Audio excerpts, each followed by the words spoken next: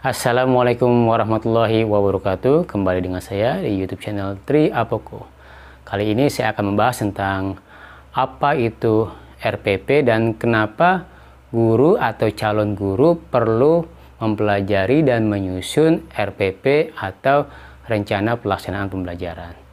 Jadi, RPP itu adalah sebuah rencana kegiatan pembelajaran tatap muka untuk satu pertemuan atau bisa lebih 2 atau 3 pertemuan. Nah, RPP ini dikembangkan dari sebuah silabus untuk mengarahkan kegiatan pembelajaran peserta didik dalam upaya mencapai kompetensi dasar atau KD. Lalu, RPP ini tentunya menggambarkan prosedur dan pengorganisasian pembelajaran di dalam mencapai sebuah KD yang ditetapkan dalam kompetensi inti atau KI dan dijabarkan dalam sebuah silabus.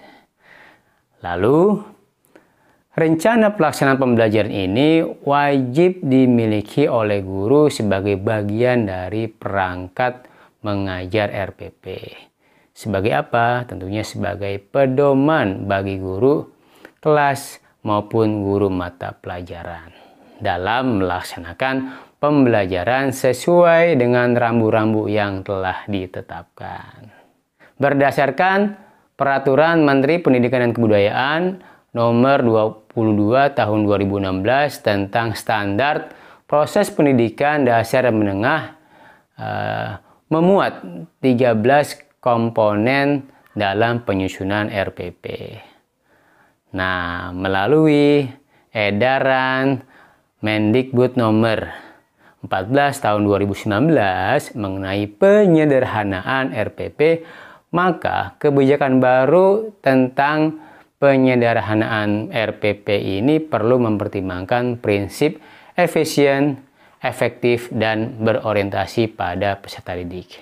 Nah, saya akan menjelaskan apa itu efisiensi, efektif, dan berorientasi pada peserta didik.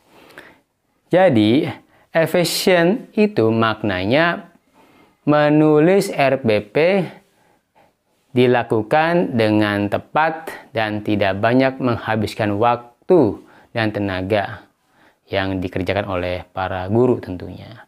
Lalu apa itu efektif? Efektif artinya penulisan RPP itu dilakukan untuk mencapai tujuan pembelajaran. Sedangkan berorientasi pada peserta didik, maknanya penulisan RPP dilakukan dengan mempertimbangkan aspek kesiapan, ketertarikan, dan kebutuhan peserta didik di kelas. Nah, di dalam penyederhanaan RPP hanya ada 3 komponen inti yang perlu dijabarkan. Apa saja? Nah, yaitu tujuan pembelajaran. Lalu yang kedua, langkah-langkah kegiatan pembelajaran. Dan yang ketiga adalah penilaian pembelajaran atau assessment. Nah, sedangkan komponen-komponen lainnya sifatnya hanya sebagai pelengkap. Jadi, rekan-rekan mahasiswa dan Bapak Ibu guru, tentunya dari 13 komponen ya RPP berdasarkan Permendikbud nomor 22 tahun 2016 itu tetap masih bisa dipergunakan ya. Tapi berdasarkan edaran Kemendikbud nomor 14 tahun 2019 tentunya ada semacam penyederhanaan, dan ini tentunya akan memudahkan buat para guru atau calon guru yang nanti akan belajar dan akan menyusun RPP menjadi lebih baik. Tapi bukan berarti komponen-komponen lainnya itu diabaikan atau dilewatkan. Tetap perlu dipelajari, terutama menyangkut aspek perangkat pembelajaran yang perlu disusun, mulai dari bahan ajar, lalu media pembelajaran, lalu LKPD, dan juga menyangkut evaluasi penilaian.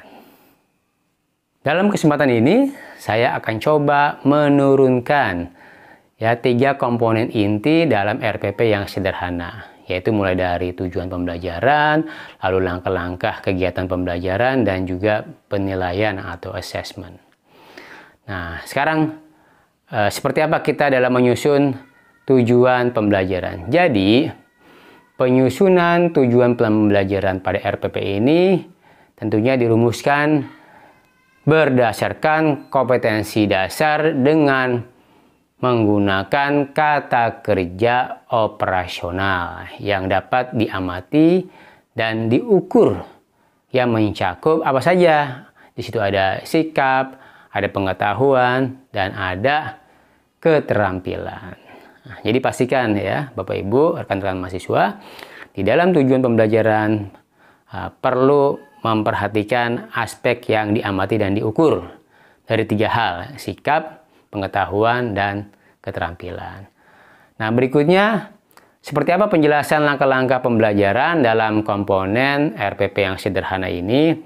Tentunya pertama, langkah-langkah pembelajaran ini ditulis secara efektif, ya, sederhana, berupa kegiatan yang dapat secara langsung mencapai kompetensi dasar atau KD. Lalu kegiatan pembelajaran ini tetap dilakukan secara interaktif, ya, walaupun sifatnya sangat efektif dan efisien karena disederhanakan. Lalu juga mencakup inspiratif, ya, menyenangkan, menantang, dan bisa juga memotivasi peserta didik. Nah, lalu penjelasan lainnya terkait dengan langkah-langkah kegiatan pembelajaran, maka di dalam kegiatan pembelajaran peserta didik diajak untuk berpartisipasi secara aktif, ya, memberikan ruang yang cukup bagi peserta didik, ya, untuk berkreativitas, ya, dan juga menumbuhkan kemandirian sesuai dengan bakat, minat, dan perkembangan fisik serta psikologis peserta didik. Nah, ini yang paling penting, ya, dalam menyusun langkah-langkah kegiatan pembelajaran tetap harus memuat komponen keterampilan di abad 21 seperti penguatan karakter, ya, lalu 4C yang mencakup critical thinking, lalu creative thinking, collaboration and communication, serta keterampilan berpikir tingkat tinggi atau HOTS.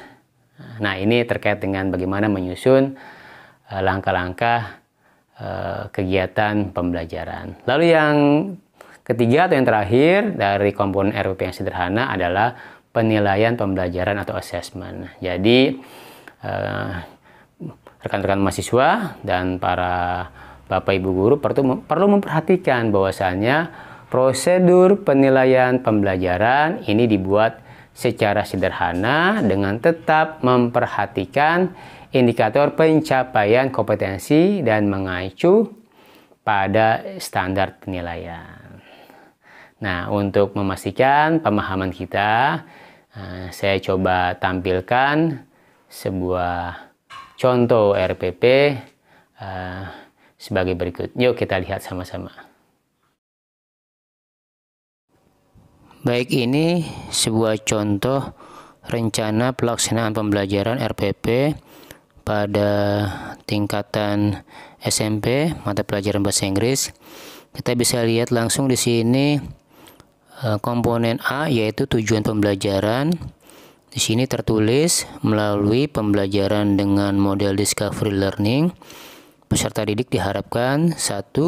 Menunjukkan kesungguhan dalam belajar bahasa Inggris tentang sapaan. 2. Menunjukkan perilaku yang santun dan percaya diri dalam berkomunikasi tentang sapaan. 3. Menunjukkan perilaku tanggung jawab, peduli, kerjasama, dan cinta damai dalam melaksanakan komunikasi fungsional.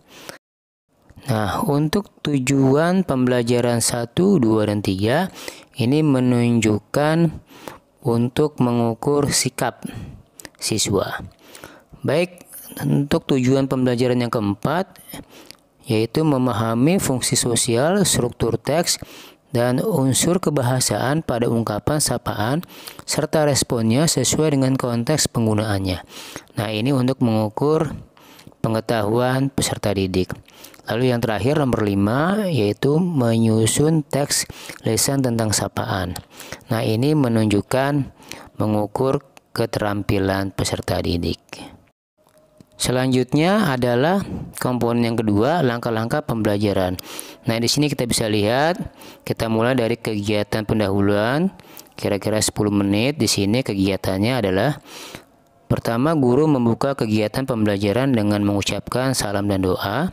2, guru menanyakan kabar dan mengecek kehadiran siswa. 3, guru menyampaikan tujuan pembelajaran yang ingin dicapai.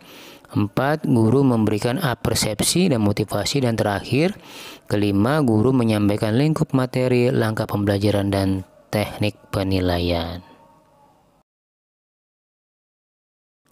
Baik, sekarang masuk pada bagian yang kedua, yaitu kegiatan inti kurang lebih 60 menit.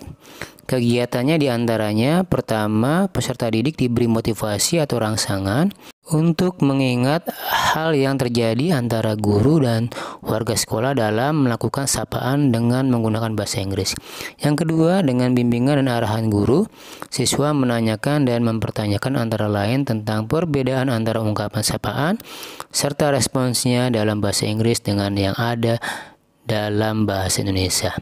Kemungkinan menggunakan ungkapan lain. Lalu yang nomor ketiga adalah dengan bimbingan dan arahan guru, siswa mengidentifikasi ciri-ciri seperti fungsi sosial, struktur teks, dan unsur-unsur kebahasaan, interaksi sapaan, serta responsnya. Yang keempat, secara kolaboratif, siswa berusaha menggunakan bahasa Inggris untuk sapaan serta responsnya dalam konteks pembelajaran, simulasi, role play, dan kegiatan lain yang terstruktur. Lalu yang kelima, siswa membandingkan berbagai ungkapan sapaan serta responsnya yang telah dikumpulkan dari berbagai informasi di atas.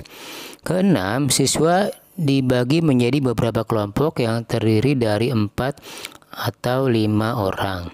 Yang ketujuh, siswa berdiskusi dalam kelompok untuk menemukan unsur-unsur berita yang diperdengarkan.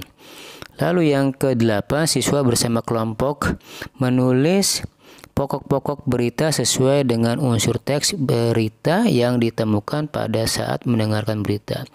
9, siswa bersama kelompok menyusun kesimpulan teks berita. 10, siswa mempresentasikan hasil belajar diskusi kelompok di depan kelas.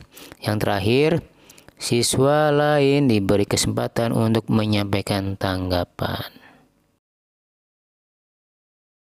Lalu bagian yang terakhir dari kegiatan pembelajaran adalah kegiatan penutup, kurang lebih 10 menit, mencakup apa saja kegiatannya. Yang pertama, guru dan siswa menyampaikan kesimpulan dan refleksi terhadap pembelajaran. Yang kedua, guru memberikan umpan balik dan pesan moral dari pembelajaran.